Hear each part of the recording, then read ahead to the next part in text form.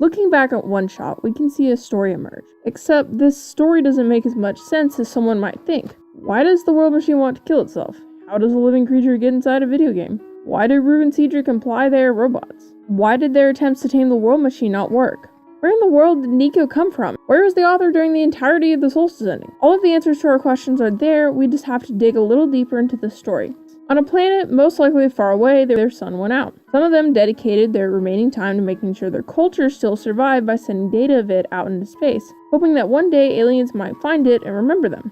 The author contributed to this by making a video game that depicted their culture and way of life. The World Machine was the robot designed to run this video game, and the author built a physical version of it in his study, as we can see from his blueprint on the side. For the first question, why is the World Machine suicidal? Rue tells us that it is because the World Machine had to make NIKO go through a world it believed was dangerous. But if the vast majority of the code is in the World Machine's control, why would it believe that the world is dangerous, when it can see that there is no game over screen and that there isn't any way NIKO can die?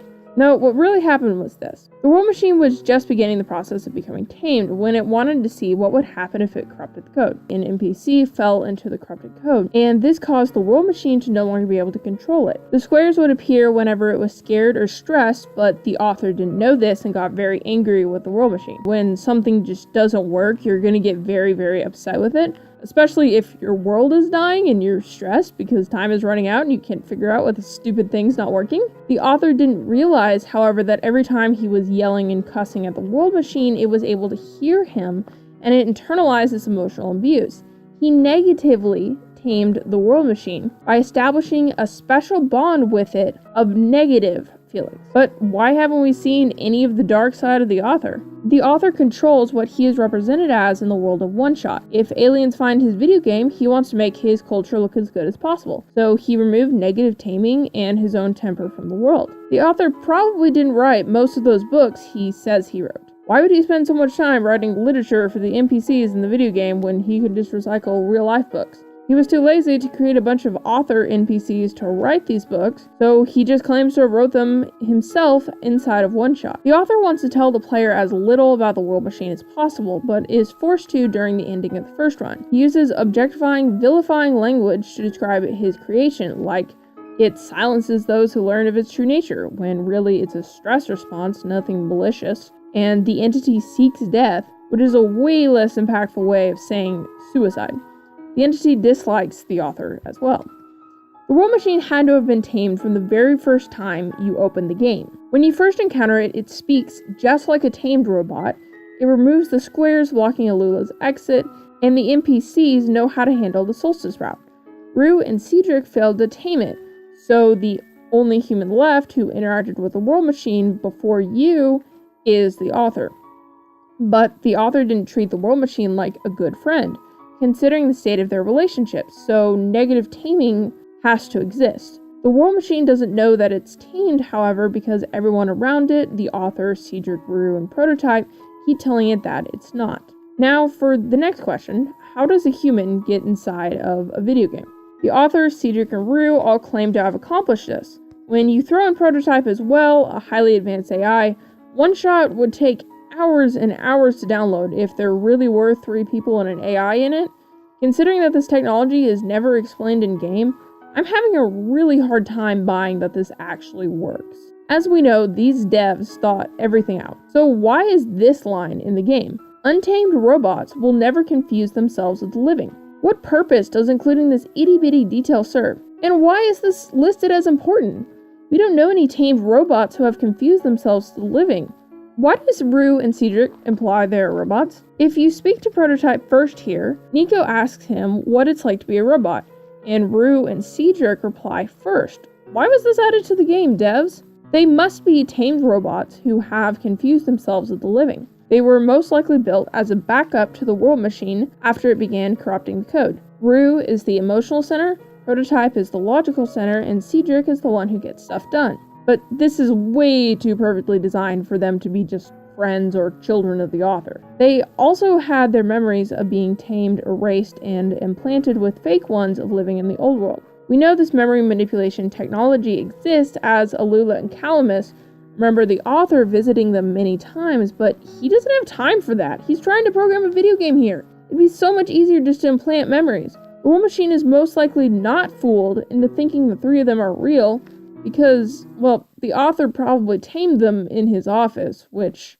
the World Machine is right next to and could probably overhear everything they were saying. But why did Rue and Cedric fail to positively tame the World Machine? The World Machine believes that they're not real, but when Rue lists the conditions for taming, not a single one mentions that the robot has to believe the tamer is real, just that the tamer is real. Without this rule, the old world would be overrun by tamed robots. Rue and Cedric couldn't tame the World Machine because they weren't real either. But where did NIKO come from? Why would the author bring a real person inside of a video game that doesn't matter? Let me tell you a short character description first. Imagine you're browsing the internet and you find someone's OC. This is my OC. They're a NIKO with cute kitty ears and big yellow eyes. And their name is NIKO. So original, right? She's kawaii, loves pancakes, her mama, and hanging out with you. But she gets scared of the dark sometimes. That's her only flaw. That is the most Mary Sue-ish OC ever. And yet, she's right here as the protagonist of OneShot.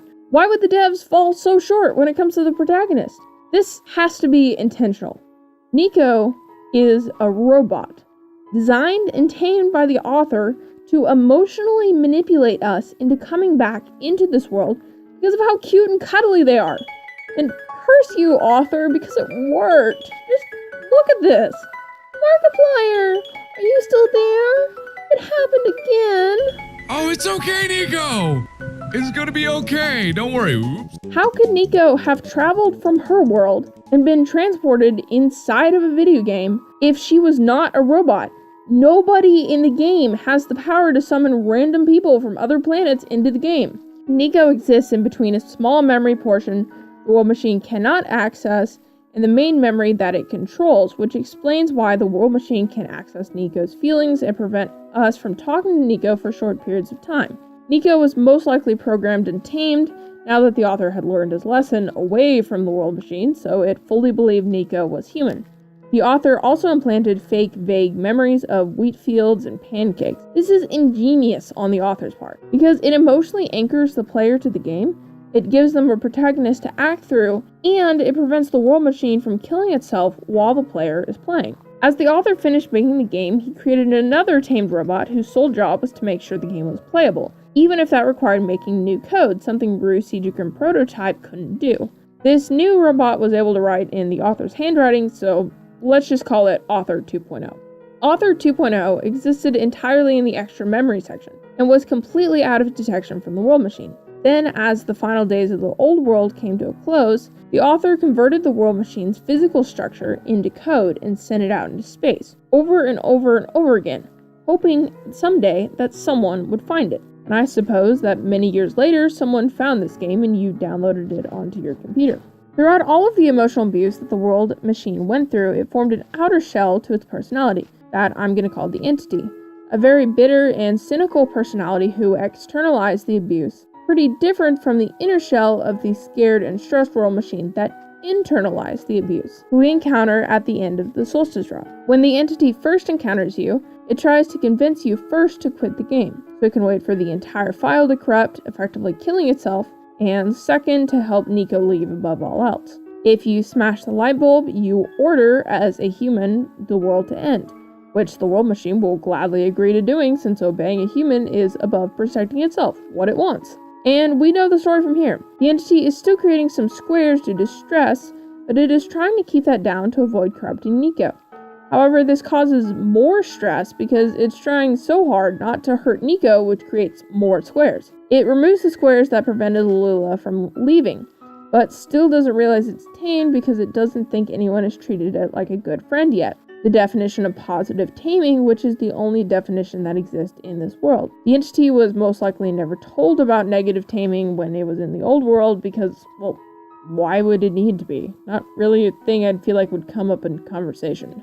But where is the Author 2.0 in the solstice ending? The Author 2.0 sees how the Entity tries to fake the ending and confuse you with endless passageway, but the author creates the Clover file and changes your desktop to help guide you through, giving you a little but necessary information on the Entity. The author 2.0 also sees that the World Machine offered the player a new ending of smashing the light bulb, which would allow for it to save NIKO and commit suicide. The game is not working properly, which is the command the author gave the author 2.0, so the author 2.0 realizes the only way the game will work again is to positively tame the World Machine. And the only human left who could do that is you. But there must not have been enough memory in the extra memory portion to keep the author 2.0 around, because else he probably would have spoken to you at the end of the solstice ending. He's never heard from again after the solstice route begins, most likely because he removed a lot of his own code to make room for the solstice route, and converted himself into the Golden Clover journal that has the same power to create new code. This also confirms that the author seen in-game is not a real person. There is no way, considering their terrible relationship, that the real author would sacrifice himself just to save the World Machine. If the author, Cedric, Rue, and Prototype are all real people, why aren't they trying to leave? Why are they so focused on saving a world that was just stated to be a vessel to transport themselves to another planet? The only way this would ever happen is if the author we encounter in-game was a tamed robot. So you and NIKO begin the solstice route by heading down to the mines, where NIKO gets upset because Prototype says this world isn't real, and the World Machine freaks out because it thinks NIKO is in danger and it can't do anything, which creates a ton of squares.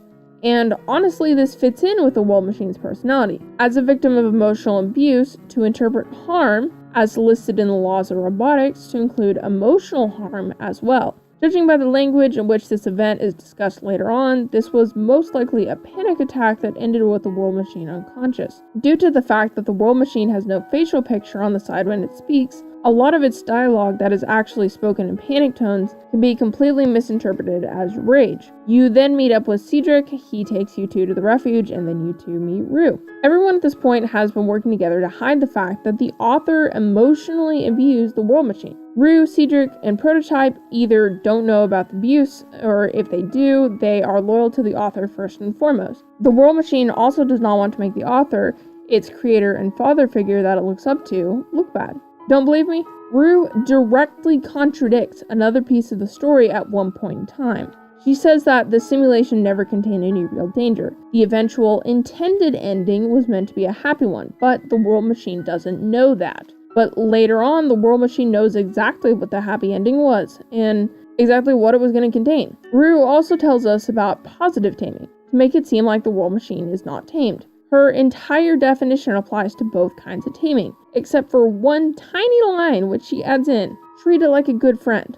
This is surrounded by ellipses, meaning that she was probably thinking about how she was going to give us the actual definition of taming, and then throw in a tiny line which invalidates negative taming. And look at what Rue says here. The World Machine becoming sentient was an oversight. Oh, poor author. He specialized in AI for so long. It was simply ingrained in his work. He's just too talented for his own good. What kind of a compliment hidden inside an excuse is this? No, I believe that the author wanted the World Machine to be sentient, so it could handle new situations. That would be kind of stupid to send out a robot that's as dumb as a brick to meet a whole new species. No, the author accidentally negatively tamed his creation, but he didn't want anyone to know because he wants to make himself look good. So he told everyone that sentience was the oversight and that negative taming didn't exist, when in reality, the sentience was planned and negative taming was the oversight. After speaking to Rue, you and NIKO rearranged their code in order to form a portal to the author's digital recreation of his IRL study, and the World Machine, knowing about NIKO's ability to win over players' hearts, takes the form of none other than NIKO themselves to gain sympathy from the player. And curse you, World Machine, because it worked. After I saw this scene, you became my favorite character. Are you happy now? Anyways, the World Machine acts just like a typical victim of abuse would, blaming the abuse on itself, believing it's always destined to fail, and not wanting to say what actually happened for fear of hurting its creator's image. NIKO begins to suspect that the World Machine had actually been tamed this entire time, but Rue is skeptical of this and Prototype shoots it down entirely, further cementing their roles as just agents of the author trying to protect his image. The author can only be seen once apologizing for his actions. He falls into the same problem the entity does though, because neither of them have a facial picture. However, he does achieve his goal in the end of preserving the story of his culture among members of an alien race. The World Machine asked us to. The author played all of us, and we all fell for it.